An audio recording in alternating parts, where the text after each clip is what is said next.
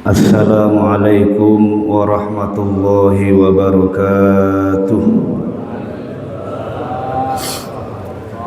Alhamdulillahilladzi arsala rasulahu bil huda wa dinil haqq liyudhhirahu 'alad dini kullihi arsalahu basyiran wa nadhira wa da'iyan ila Allah bi idnihi wa sirajan munira.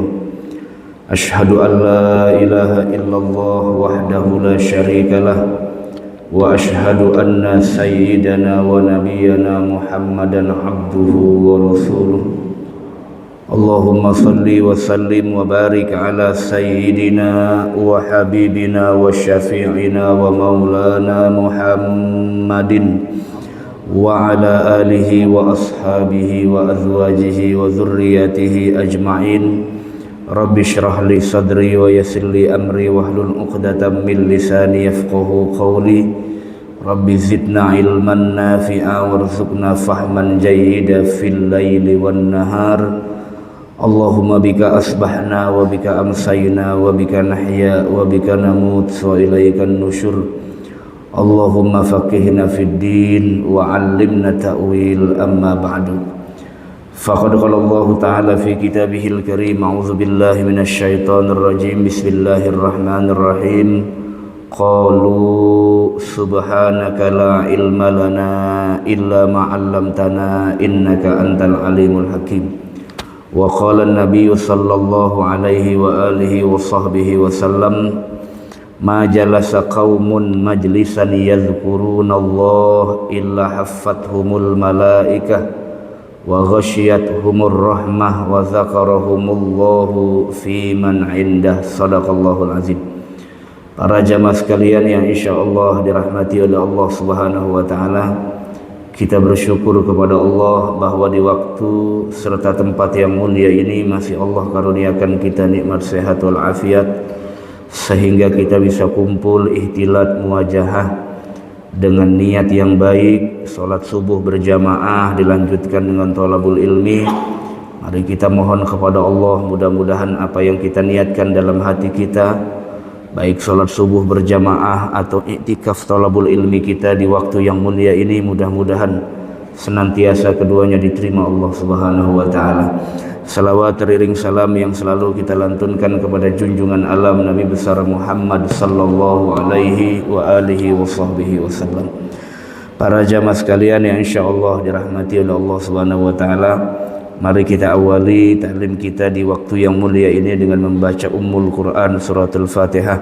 Semoga apa yang menjadi maksud dan niat dalam hati kita dicatat oleh Allah sebagai nilai ibadah. Allah jadikan sebab, Allah karuniakan kita ilmu yang bermanfaat, ilmu yang menjadi hidayah dari Allah Subhanahu wa taala.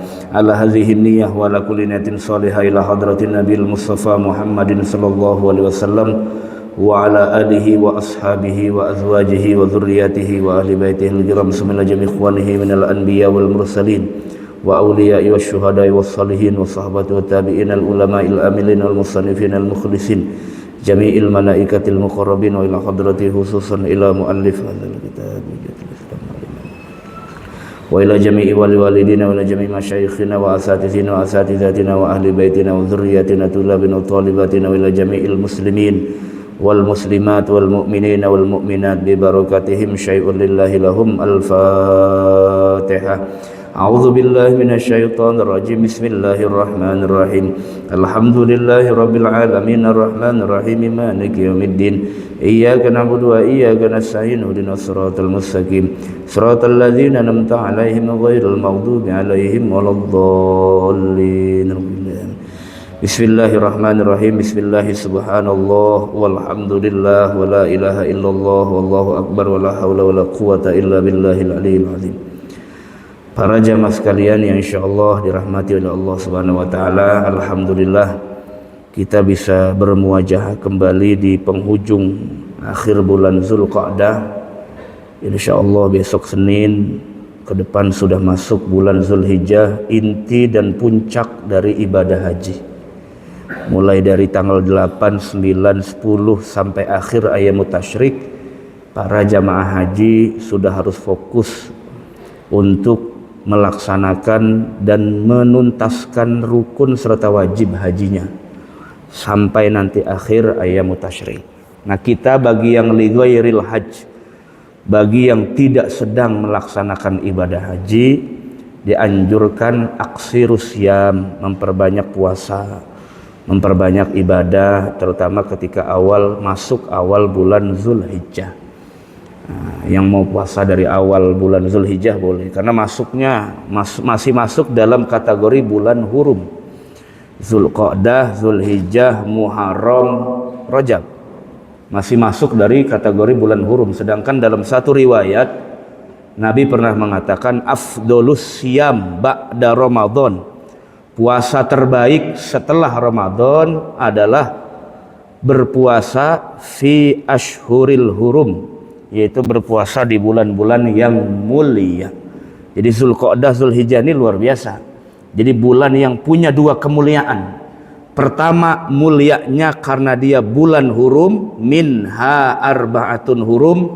Yang kedua, mulianya karena al-hajju ashhurum ma'lumat, karena masuk kategori bulan haji.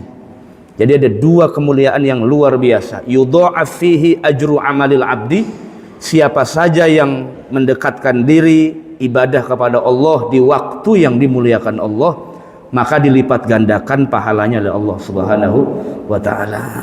Nah, kita bersyukur, tentu kita juga selalu berdoa mudah-mudahan segala aktivitas jamaah haji selama di sana, ya, mungkin dari jamaah kita ada yang berangkat, mudah-mudahan sepanjang melaksanakan ibadahnya diberikan kemudahan oleh Allah Subhanahu wa taala, kelancaran, dan kita juga mungkin yang belum segera dipanggil oleh Allah Subhanahu wa taala.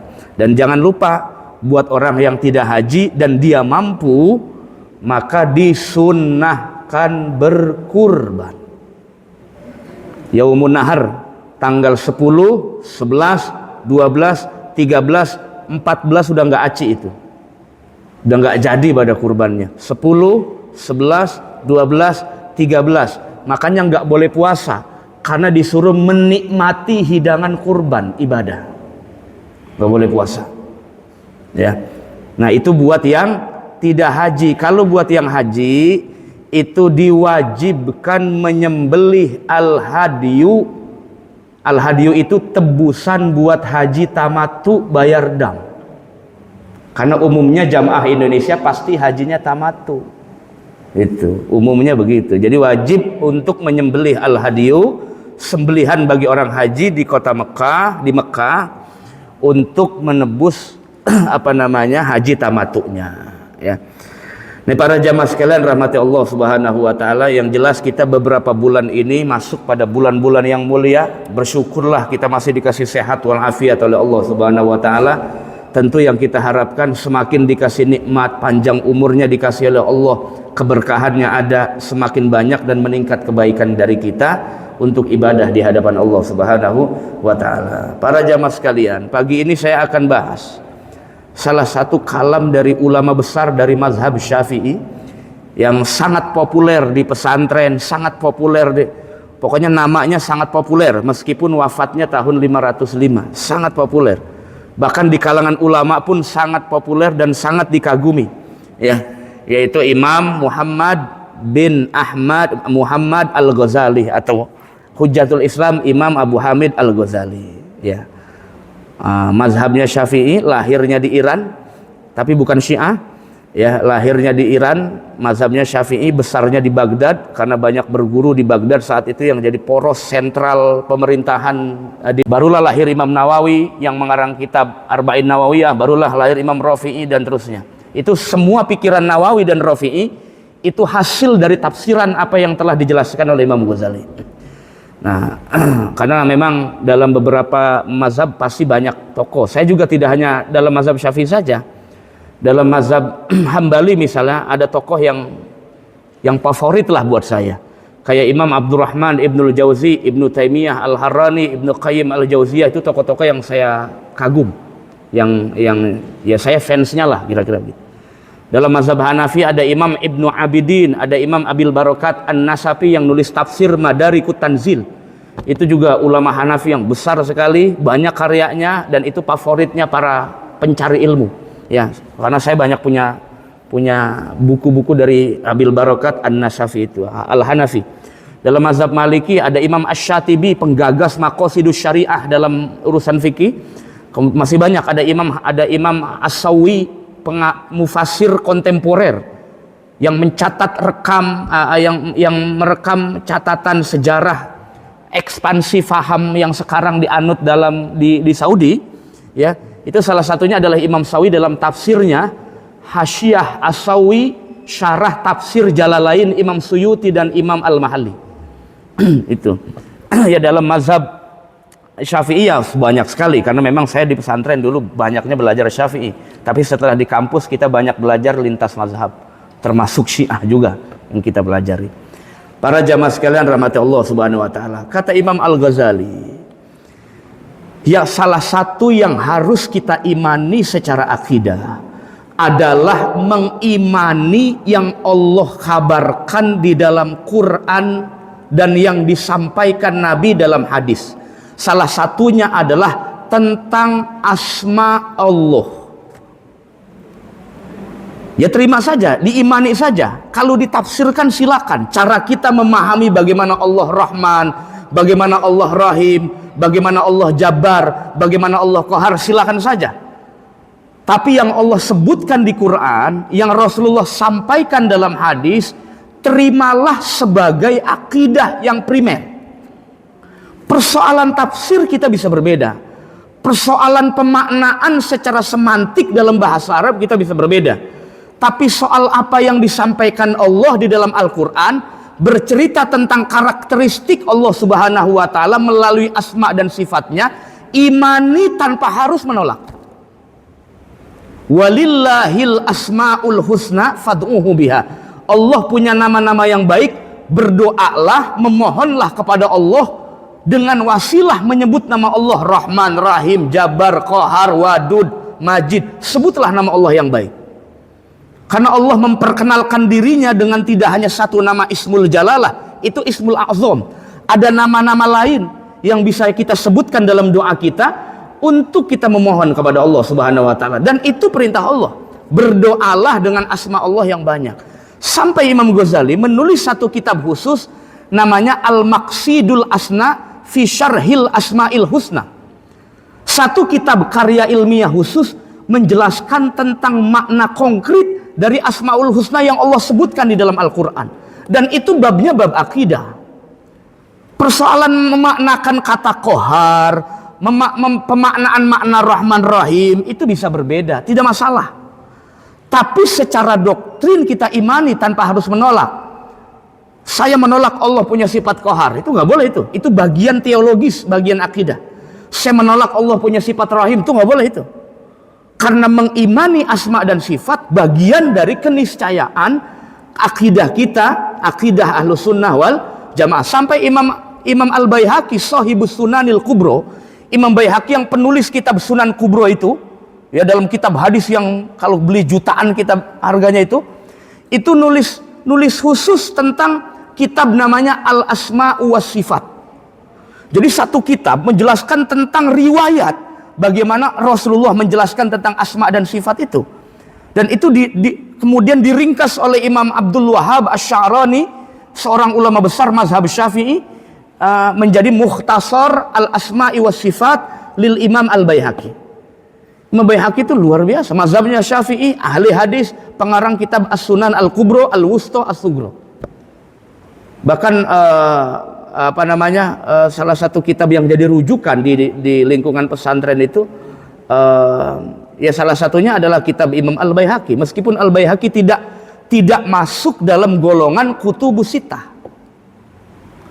Kalau Bapak cari kutubus sittah siapa saja, nggak ada nama Al-Baihaqi. Tapi kitabnya jadi rujukan dari berbagai referensi dalam bidang ilmu hadis. Ya begini-begini lumayan lah, saya 1-2 tahun 3 tahun pernah lah saya belajar hadis, khusus fan ilmu hadis, ya. Dari mustalahnya, dari riwayahnya, dari diroyahnya, dari nakdul hadis, nakdul riwayah dan seterusnya. Lumayan lah, dikit-dikit mah. Begitu. Nah, Imam Baihaqi sampai menulis kitab Al-Asma wa Sifat. Kenapa? Karena bagian penting. Bagian penting dalam konsep teologinya Ibnu Taimiyah. Meskipun berbeda dengan saya, itu Ibnu Taimiyah merumuskan trilogi akidah. Pertama, uluhiyah. Kedua, rububiyah. Ketiga, asma wa sifat. Saya nggak menafikan asma wa sifat ini penting. Cuman hanya sekedar dalam pemikiran yang lain, trilogi tauhid sebetulnya uluhiyah, bagian konsep ketuhanan, pertama nubuat, aspek profetik kenabian, yang ketiga eskatologi, sam'iyat, hari akhir. Nah, Ibnu Taimiyah punya ijtihad sendiri. Tauhid itu bagiannya 3 saja kata Ibnu Taimiyah, uluhiyah, rububiyah, asma wa sifat. Gak masalah, berbeda begitu doang kok, gak masalah.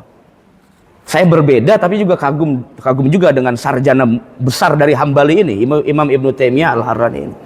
Artinya penting pembahasan tentang asma wa sifat karena ulama membahas khusus dafi kitabin mustaqil, dalam satu kitab tersendiri.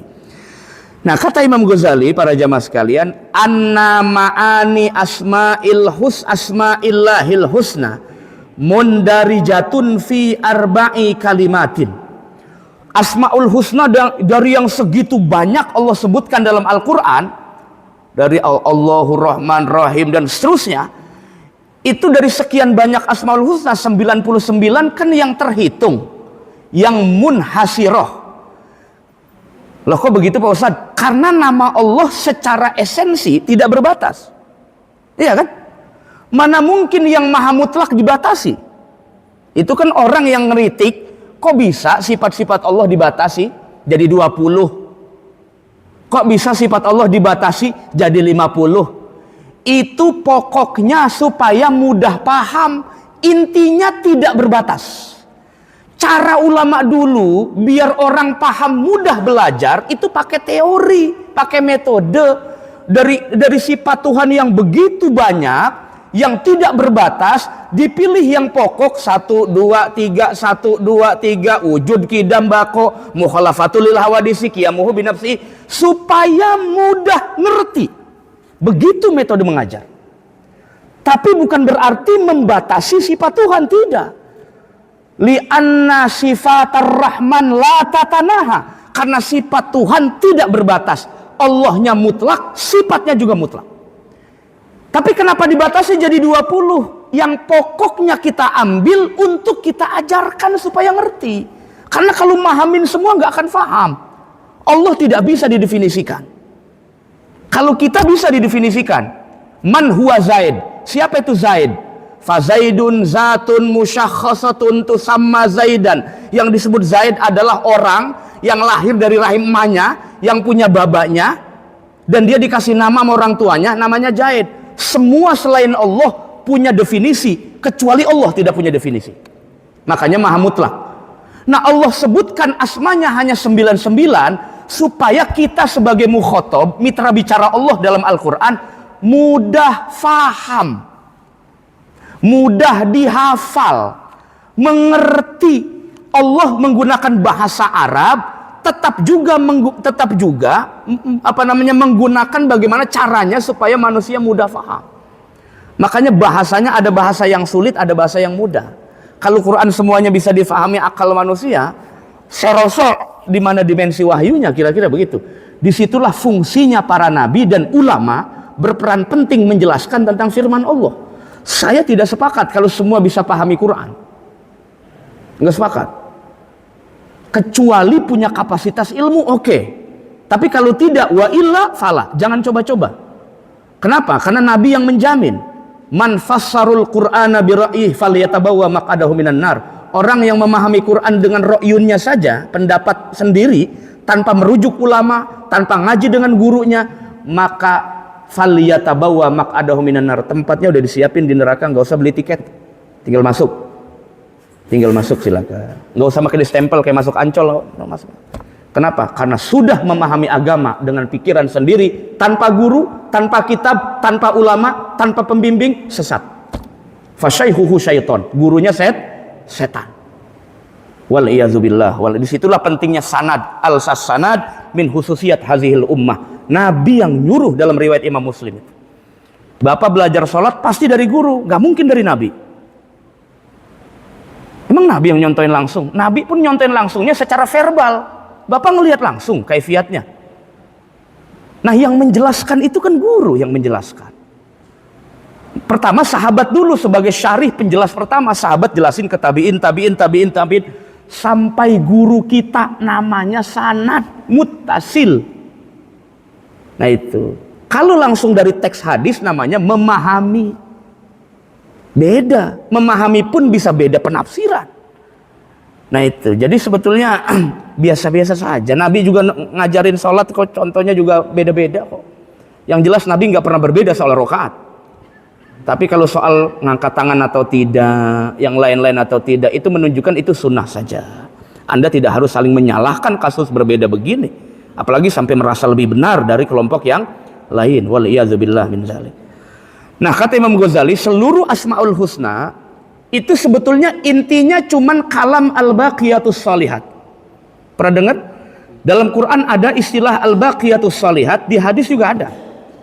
Salah satu yang disebut Nabi dalam hadis itu kata-kata al-baqiyatus shalihat, itu zikir yang selama ini sering kita baca.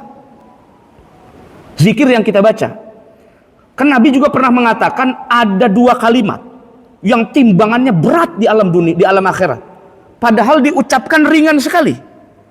Diucapkan ringan tapi ternyata di akhirat berat sekali timbangannya. Apa? Subhanallah wa bihamdihi subhanallahil azim. Ringan loh, ringan, tapi timbangannya berat sekali. Kenapa? Karena di dalamnya ada madhullah, pujian kepada Allah Subhanahu wa taala. Nah, al-baqiyatus shalihat salah satu yang paling populer dalam tafsiran para ulama dengan apa yang disampaikan Nabi dan juga apa yang Allah sampaikan dalam Al-Qur'an, zikir yang seringkali kita baca subhanallah walhamdulillah wala ilaha illallah Allahu akbar. Ini zikir ampuh.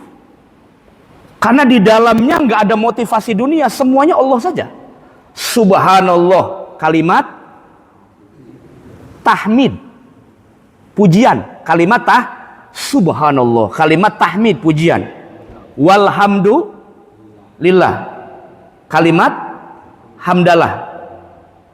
Maaf terbalik. Subhanallah kalimat tasbih, walhamdulillah kalimat tahmid, la ilaha illallah kalimat tahlil, Allahu akbar kalimat takbir. Ada 4, Pak. Subhanallah kalimat tasbih atau takdis, yang kedua walhamdulillah kalimat tahmid, hamdalah, yang ketiga la ilaha illallah tahlil, yang keempat Allahu akbar kalimat takbir. 4 kalimat ini itu intinya Asmaul Husna, kata Imam Ghazali. Asmaul Husna yang begitu banyak itu intinya ada di situ. Subhanallah walhamdulillah wala ilaha illallah wallahu akbar. Mari kita coba satu-satu kita petel. Kita petel lagi, petel bahasa apa itu? Al kalimatul ula, kalimat yang pertama subhanallah biasanya digunakan untuk merespon sesuatu yang luar biasa, sesuatu yang kharik lil adah, melihat sesuatu yang di luar normalnya manusia. Subhanallazi asra, makanya diawali dengan sigot ta'ajub. Maha suci Allah yang telah memberangkatkan, memperjalankan hambanya dari Masjidil Haram ke Masjidil Aqsa dengan versinya Allah, bukan versi kita. Kira-kira begitu. Jadi apa saja yang kelihatannya kharik lil adah, di luar dari batas normal, ketika kita melihat, itu salah satu kalam yang dianjurkan diucapkan adalah kalimat tasbih. Subhanallah. Allah maha suci. Ya Allah yang maha suci dari keserupaan yang lain. Hanya Allah yang bisa melakukan hal-hal yang di luar batas manusia dan seterusnya. Maka wa maknaha fi kalamil Arab, yang dimaksud dengan subhanallah at-tanzihu wassalab. Salab bukan salab. At-tanzihu wassalab. Yang dimaksud dengan kalimat tasbih subhanallah, Kan dianjurkan tuh ba'da kulli maktubah, subhanallah, subhanallah, subhanallah, subhanallah, subhanallah, subhanallah. Kan dianjurkan tuh. Walhamdulillah, walhamdulillah, walhamdulillah, walhamdulillah. Allahu akbar, Allahu akbar, Allahu akbar, Allahu akbar. Terakhirnya la ilaha illallah. Lah, 4 kalimat ini dibaca kalau di pesantren saya habis salat fardu. 4 kalimat ini. Habis salat fardu kita ajak, kita pimpin zikir supaya mereka terbiasa antar pulang ke rumah. Subhanallah, subhanallah, subhanallah, subhanallah, 33. Alhamdulillah, alhamdulillah, alhamdulillah, alhamdulillah, 33. Allahu akbar, Allahu akbar, Allahu akbar, 33. Ditutup terakhir la ilaha illallah, la ilaha illallah, la ilaha illallah. Karena anak-anak kalau kagak dipimpin recok. Jadi kudu dipimpin, namanya tarbiyah, mendidik. Jamaah juga salat berjamaah, kalau imam kagak sufufakum, ada yang pengennya di sono. Ada yang pengennya di sono enak nyender. Ada yang pengennya kan diatur dalam agama. Sob nggak boleh begitu. Sama mendidik anak juga begitu. Mendidik batin orang juga begitu. Yang nggak biasa zikir, bimbing zikirnya. Yang nggak biasa ngucap zikir supaya istiqomah, bimbing biar istiqomah, biar terbiasa. Begitulah caranya. Makanya saya di pesantren begitu. Jadi pokoknya imam habis sholat fardu langsung ngadep jamaah, ayo. Dipimpin zikirnya sampai selesai. Karena kalau nggak begitu, nggak biasa mereka ngerjain, nggak biasa. Kecuali bapak emang yang udah ngaji, lah anak bocah santri. Kalau bapak sudah ngaji udah apa sendirian juga nggak masalah. Lah anak-anak nggak bisa pak. Kudu ada tarbiyah, pendidikan, metode caranya bagaimana mendidik mereka supaya biasa ngelakuin kebaikan, biasa salat berjamaah, biasa berzikir, biasa melakukan hal-hal yang baik, yang positif. Makanya ada metode-metode dan cara-cara tertentu. Nah, dalam kata Imam Ghazali, dalam istilah Arab, Imam Ghazali orang Persia, tapi fasih betul bahasa Arabnya. Dalam istilah Arab, yang disebut tasbih itu adalah at-tanzihu wassalab. Tanzih artinya membersihkan Allah dari keserupaan selain Allah. Membersihkan Allah dari sifat makhluk, namanya tanzih. Allah tidak boleh sama dengan makhluk. Allah tidak boleh serupa dengan makhluk. Wa kullu ma lazamal hadis fahuwa hadis. Sedikit saja kita serupakan Allah dengan makhluk, maka kita termasuk namanya mutasyabbih. Orang yang menyerupakan Allah, dan itu tercela. Gak boleh. Allah tidak boleh sama dengan makhluknya. Allah harus berbeda, mukhalafah lil hawadis. Harus berbeda dengan makhluknya. Persoalan di Quran Allah sebutkan tangan, wajah. Saya rasa itu udah ketinggalan zaman bahas begitu. Allah punya di Quran kan Allah punya tangan Pak Ustadz. Ya, kemudian punya wajah segala macam. Iya, tapi nggak kayak muka ente. Muka ente kan kusam. Ya gampangnya jawabnya begitu aja. Ibnu Taimiyah juga bilang begitu. Iya wajah, tapi wajahnya bukan wajah manusia. Iya tangan, tapi tangannya bukan tangan yang kita pikirkan. Yang nggak boleh itu difikirkan. Bagaimana tangannya? Itu nggak boleh tuh. Nggak boleh pikir. Imani saja udah. Namanya tafwid. Nggak boleh dipikirkan bagaimana kaki, bagaimana matanya. Itu nggak usah dipikirkan yang begitu. Itu babnya bab tauhid. Si tafwid saja. Serahkan saja kepada Allah Subhanahu wa Ta'ala. Jangan sekali-kali terbesit dalam benak kita apa yang Allah sebutkan fayabqa wajhu rabbik. Kata wajhun itu artinya sama kayak begini. Itu tercela. Jangan sekali-kali berpikir begitu. Wa kullu ma khatara bibalika. Apa saja yang terbesit dalam pikiran dan batin, Allah tidak seperti apa yang Anda pikirkan. Begitu kata ulama. Allah tidak seperti apa yang Anda pikirkan dan Anda rasakan. Allah harus berbeda dengan makhluknya. Karena kalau Allah tidak berbeda berarti sama dengan makhluk. Fahiya mustamilatun ala salbin naqsi wal aib. Yang pertama, Allah harus bersih dari keserupaan makhluk. Yang kedua, kalimat subhanallah menafikan sifat kurang bagi Allah. Menafikan sifat-sifat yang lemah dari Allah. Menafikan sifat-sifat yang tidak pantas, tidak layak di Allah. Bedanya Allah dengan kita melihat, Allah melihat. Melihatnya Allah mutlak. Melihatnya kita muqayyad, dibatasi. Ia masih muda, matanya oke. Tapi nanti kalau sudah tua, berkurang pandangannya. Pendengarannya berkurang, lisannya berkurang, tenaganya berkurang, apalagi energinya berkurang, pikirannya berkurang, sifat karakternya berkurang. Dari anak-anak, dewasa, kembali lagi ke anak-anak. Begitulah manusia. Karena diciptakan Allah lemah. Beda dengan Allah. Allah melihat tanpa mata. Allah mendengar tanpa telinga. Allah melakukan sesuatu tanpa anggota tubuh. Kenapa? Karena Allah la yu'arraf, tidak bisa didefinisikan. Itu secara akidah harus begitu. Nggak boleh disama-samakan. Jangan, berbeda. Kalau manusia silakan, terserah. Kayaknya si bapak ini mah sama banget sama bapak Ono. Nggak apa-apa itu mah. Itu bapak nggak kafir nyamain orang mah. Ya, kayaknya sama banget dia, sama apanya? Pelitnya medit sama. Itu misalnya itu mah nggak apa-apa yang begitu mah. Kalau nyamain sesama makhluk. Ya. Kadang-kadang kita ngaku sama kok sama orang. Kayaknya sama banget kita Pak, ada kesamaan. Sama-sama doyan camping kayak Pak Haji Agus gitu. Sama-sama doyan camping.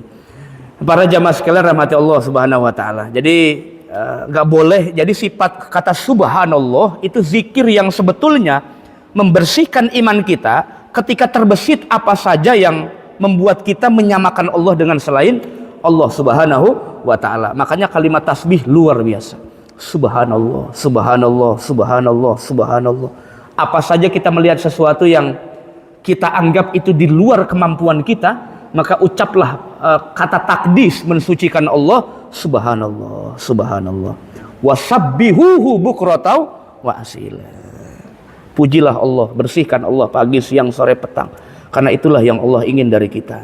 Yang kedua, walhamdulillah. Biasanya alhamdulillah ini diucap kalau lagi enak doang. Dapat duit sekoper, sembuh dari penyakit, kawin lagi. Begitu biasanya ya, kalau berani gitu. Jadi biasanya dapat lagi, tapi kalau lagi susah enggak ngucap alhamdulillah. Enggak, ngucapnya yang lain, astagfirullah, begini amat. Paling begitu. Ada begini amatnya. Saya udah sholat ya Allah, saya udah sholat ditukar sama sembuh penyakit. Enggak ada urusannya. Sholat mah tugas ente. Dan segala macam. Ya silakan, wabtagu ilahil wasilah, silakan. Silakan. Tapi apa Allah harus didikte sholat kamu buat nyembuhin penyakit kamu? Enggak ada urusan. Enggak ada urusan kan? Kita mau dikte Allah supaya Allah nyembuhin kita karena kita sholat. Itu bagaimana urusannya? Berarti Allah terpengaruh dengan makhluk dong. Kalau bapak terpengaruh orang boleh, kalau Allah nggak boleh terpengaruh makhluk, nggak boleh. Yang ada Allah memberikan nikmat itu min fadlihi, karena karunianya, bukan karena terpengaruh sholat, bukan karena terpengaruh doa, bukan karena terpengaruh zikir kita, tapi karena murni karunia Allah Subhanahu min fadlih. Kan begitu kan? Qul bi fadlillah wa bi rahmatihi fabidzalika fal yafrahu. Katakanlah Muhammad, bi fadlillah, karena karunia Allah, wa rahmatihi, dan karena rahmatnya Allah, berbahagialah wahai orang-orang beriman. Jadi karena karunia, bukan karena Allah terdikte dengan sholat kita, karena Allah ibadah dengan kita doa menangis berjam-jam, nggak ada itu yang begitu-begitu. Allah nggak butuh doa kita, nggak butuh doa. Kitanya yang butuh kepada Allah Subhanahu wa huwa yaftakiru ilaihi kullu maswa. Allah yang dibutuhkan makhluk, bukan Allah yang butuh kepada makhluk. Nah, kata Imam Ghazali, qaulul hamdulillah mustamilatun ala isbati durubil kamal li dzatihi wa sifatih subhanahu wa ta'ala. Kata alhamdulillah yang sering kita sebut, kalimat tahmid, itu inti dari kata tahmid adalah menetapkan semua aspek kesempurnaan pada zat Allah, pada sifat Allah, pada af'alnya Allah. Saya ulangi ya. Kata alhamdulillah yang sering kita sebut, alhamdulillahi rabbil alamin, disebut lagi di awal Fatihah. Itu inti dari alhamdulillah adalah menetapkan, mengisbat bahwa Allah dari sisi zat, sisi sifat, sisi af'al, af'al itu perbuatannya Allah, semuanya sempurna, tidak ada yang cacat. Makanya kita dianjurkan ketika datang nikmat dari Allah mengucap alhamdulillah. Indah hudusin ni'am, mengucap alhamdulillah. Cuman lempengan orang kaya kita biasanya melihat kesempurnaan Allah ketika enak di kitanya. Tapi kalau lempengan kagak enak, kita nggak akan mengucap alhamdulillah. Padahal nih, zikir orang yang bukan tidak normal, zikir orang yang luar biasa, Itu bukan ketika mendapatkan nikmat mengucap alhamdulillah. Kan saya pernah sampaikan di sini. Pernah nggak Bapak coba, Bapak lagi sakit tapi ngucapnya alhamdulillah? Alhamdulillah, dikasih sakit gigi sambil nangis itu. Lah, kalau Bapak lagi banyak duit ngucap alhamdulillah biasa, itu normal. Normal itu. Tapi lagi dikasih takdir sakit masih muji Allah, itu yang luar biasa. Berarti mantap imannya kepada Allah Subhanahu wa ta'ala. Karena orang mulia lahir dari melakukan yang tidak biasa. Nabi begitu. Nabi dicaci maki, gak marah. Gak marah. Nabi ditimpukin, gak marah. Besoknya yang nimpukin gak ada, sakit, dijengukin. Coba kalau kita, biar mati sekalian lu sakit. Malah kita sumpahin. Tapi kalau Nabi dijengukin, disuapin. Nabi melakukan yang tidak normal. Di luar dari normalnya manusia. Makanya mulia. Jadi mulia. Orang normalnya malam tidur, Nabi bangun. Kan umumnya orang pengennya tidur kalau malam. Nabi bangun. Sering ngeliatin, sering melakukan sesuatu yang tidak biasa. Gitu. Orang kaya sedekah, wajar. Udah tua rajin ke masjid, wajar. Tapi anak muda rajin ngaji, luar biasa. Orang susah masih rajin sedekah, luar biasa. Orang sakit masih rajin ibadah, luar biasa. Kalau kondisi normal ibadah, biasa saja. Biasa aja. Enggak luar biasa juga depan Nabi, enggak. Makanya yang disebut Nabi dalam Riyadus Shalihinnya Imam Nawawi, 7 golongan orang yang nanti akan di-backing oleh Allah, tidak dihisab. Salah satunya adalah anak muda yang rajin ibadah. Jadi Bapak jangan kesirian. Karena enggak disebut di hadis. Kalau Bapak memang udah seharusnya semestinya. Ya, karena memang tinggal sisa lagi. Gitu. Lagi mau ngapain, masih mengayab aja, masih mau bandel aja. Gitu, emang udah, apalagi udah gocap lebih ke atas udah. Kalau udah 62 tinggal setahun lagi kan. Itu. Kalau udah 63 ya tinggal nunggu pulang. Nah, pulang dari sini maksudnya hati-hati. Nah, itu. Jadi kita nggak ada yang nggak mengerti bagaimana nikmat yang Allah berikan tuh mana yang jadi karunia, mana yang jadi nikmat nggak. Kecuali kita yang upayakan, kira-kira begitu. Semua dikasih sama Allah. Kalau kita yang nggak upayakan dalam taat, nggak jadi karunia jadinya. Tapi jadinya musibah, istidraj dari Allah Subhanahu wa ta'ala. Nah, jadi para jamaah sekalian, kalimat alhamdulillah itu memantapkan bahwa kita memuji Allah, bersyukur kepada Allah karena merasa Allah zatnya mulia, sempurna, Allah sifatnya sempurna, Allah perbuatannya sempurna. Tidak ada yang rugi buat kita. Kalau Allah menetapkan sesuatu kepada kita, baik kayak buruk, enak atau tidak menurut kita, yang kita puji alhamdulillah, semuanya sempurna dari Allah Subhanahu. Makanya dalam bab akidah itu kita nggak boleh berpikir begini nih. Ini berpikir begini nih. Sakit nih kayaknya datang dari Allah, segala macam dari Allah. Secara substansi benar. Tapi itu suul adab. Suul adab. Babnya bab adab. Ente ngapa sakit? Dari Allah nih, Allah yang kasih. Lah, lu karena makan kambing udah tahu hipertensi. Ente yang kagak mau jaga kesehatan, Allah lagi sakit, Allah disalahin bagaimana? Meskipun secara tauhid benar, semua yang terjadi dalam manusia pasti atas takdir Allah. Tapi dalam bab adab nggak boleh sembarangan. Ngucap Allah begini ke saya. Ya. Kalau kamu kenapa maksiat? Waduh, saya ditakdirkan Allah jatuh maksiat nih. Tuh nggak boleh tuh. Lah ente yang pengen, ente yang nafsuan, ngapa Allah yang disalahin? Kira-kira begitu. Nah itu jangan. Bab akidahnya, bab adabnya kudu dijaga juga. Sama kayak Bapak ngomong begini, Allah yang menciptakan khinzir, babi, monyet, itu nggak boleh tuh.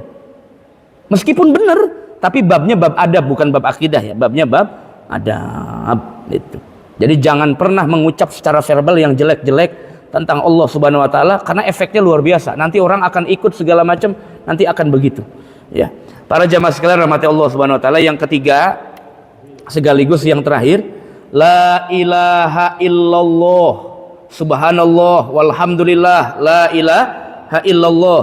La ilaha illallah artinya innahu ajallu mimma nafainahu wa mimma asbatnahu. Wa zalika makna qaulihi alaihi salatu wassalam, la uhsi sanaan alaika anta kama asnaita ala nafsik. Bapak pernah baca doa begitu kan? subhanaka la nuhsi sana'an alaika anta kama asnaita ala nafsik. Itu yang Rasulullah pernah sebut dalam satu hadis, saya tidak bisa menghitung bagaimana pujian bagi Allah Subhanahu wa ta'ala. Gak bisa. Karena Allah saking maha terpujinya, saya nggak bisa menghitung dan menghimpun bagaimana pujian yang harus saya puji kepada Allah Subhanahu wa ta'ala. Kira-kira begitu. Nah, itu semua pujian Allah terhimpun dalam kalimat la ilaha illallah. Namanya zikrul jalalah.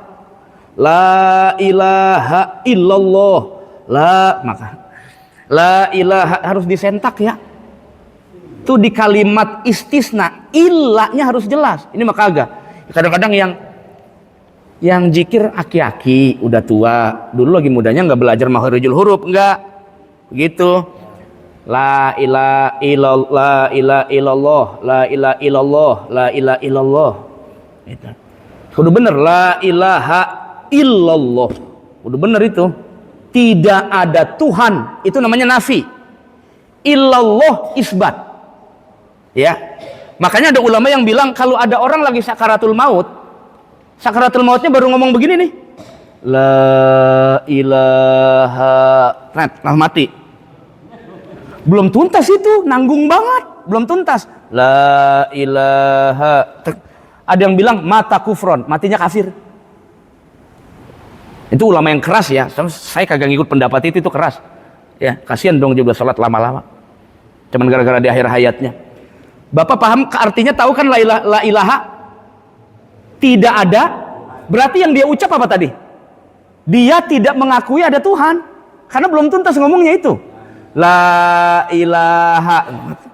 Sama aja dia ngomong begini, tidak ada Tuhan. Ateis dong itu. Nggak ada Tuhan. Makanya dibimbing, ditalkin, disunahkan orang kalau sedang muhtador, sakaratul maut, talkin. La ilaha illallah, talkin, jangan ngomong dewe.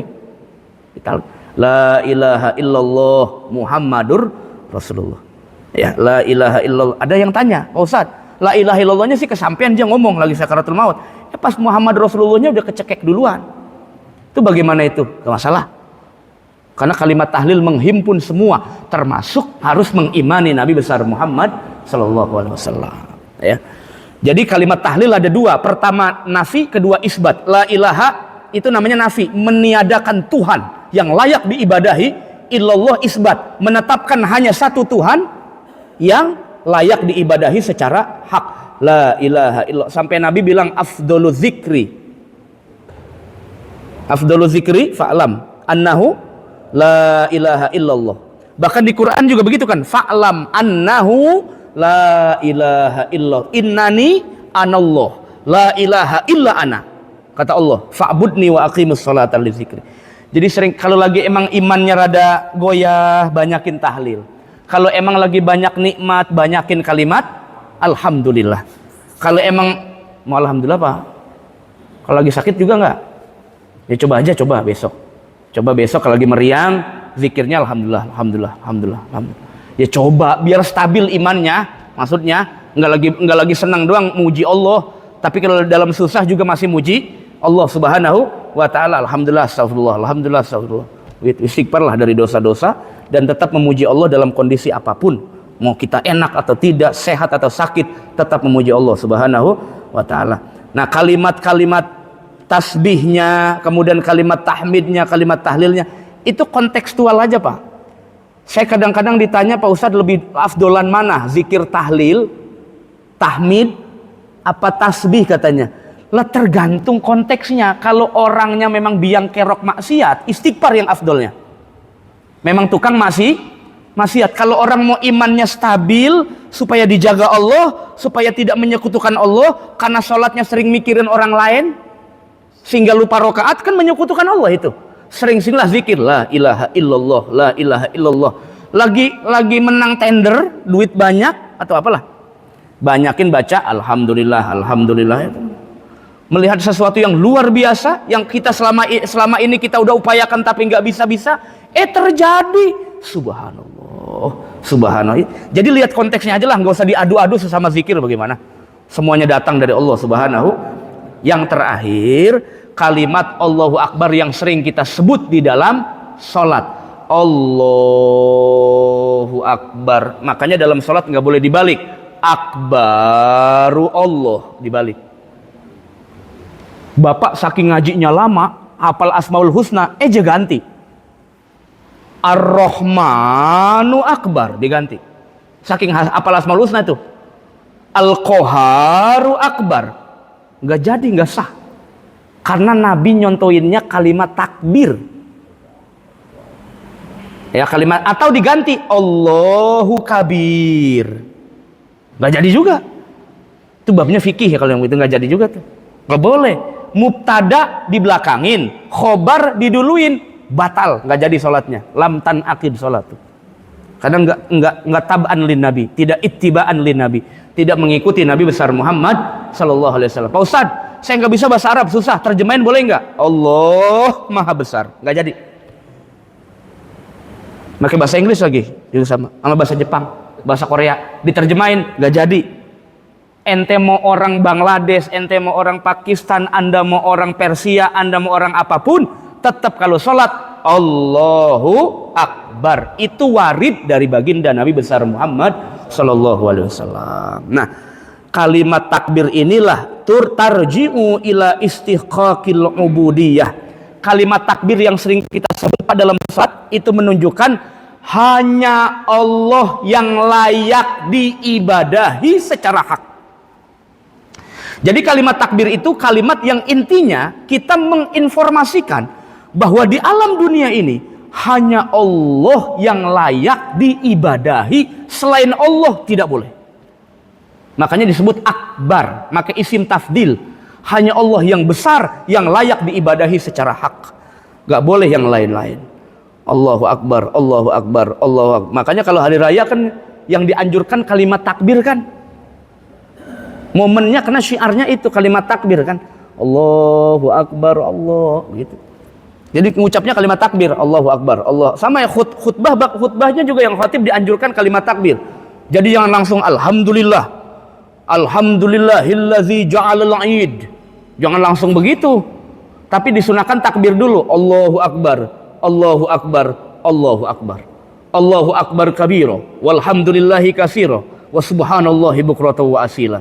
La ilaha illallah wallahu akbar, Allahu Akbar walillahil hamd. Langsung masuk mukadimah. Alhamdulillahilladzi ja'alalana fi hadzal yaumi ta'am dan seterusnya. Jadi dianjurkan tetap mengucapkan kalimat takbir.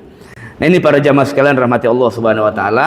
Jadi kalimat semua Asmaul Husna kata Imam Ghazali itu semua terhimpun dalam kalimat Al-Baqiyatus Shalihat yang diajarkan Nabi. Salah satunya zikirnya Al-Baqiyatus Shalihat adalah subhanallah walhamdulillah wala ilaha illallah wallahu akbar. Ada yang nambahin wala haula wala quwata. Bapak pernah dengar kalau bapak nggak kebagian sholat tahiyatul masjid, bacalah ini dapat pahala tahiyatul masjid. Ini bapak datang ke Masjid Kuba, emang datangnya lelet nih orang, maunya datang pas qomat mulu, Indonesia banget. Indonesia kan datangnya pas qomat, Indonesia banget nih. Ya, kagak kebagian sholat tahiyatul masjid karena udah qomat, udah mau sholat berjamaah. Cukup baca subhanallah walhamdulillah wala ilaha illallah wallahu akbar 4 kali, sama seperti tahiyatul masjid. Ditambahin boleh wala haula wala quwata illa billahil aliyil azim, sama nilainya seperti salat tahiyatul masjid kalau bagi orang yang tidak dapat sunnah tahiyatul masjid. Inilah para jamaah sekalian rahmati Allah Subhanahu wa taala. Mudah-mudahan ini setiap zikir harusnya memang ada mafhum, ada konsep yang kita fahami supaya bernilai setiap apa yang kita lafadkan secara lisan kita dan juga bisa menambah koneksi secara batin dan iman kita kepada Allah Subhanahu wa taala. Wallahu a'lam bishawab.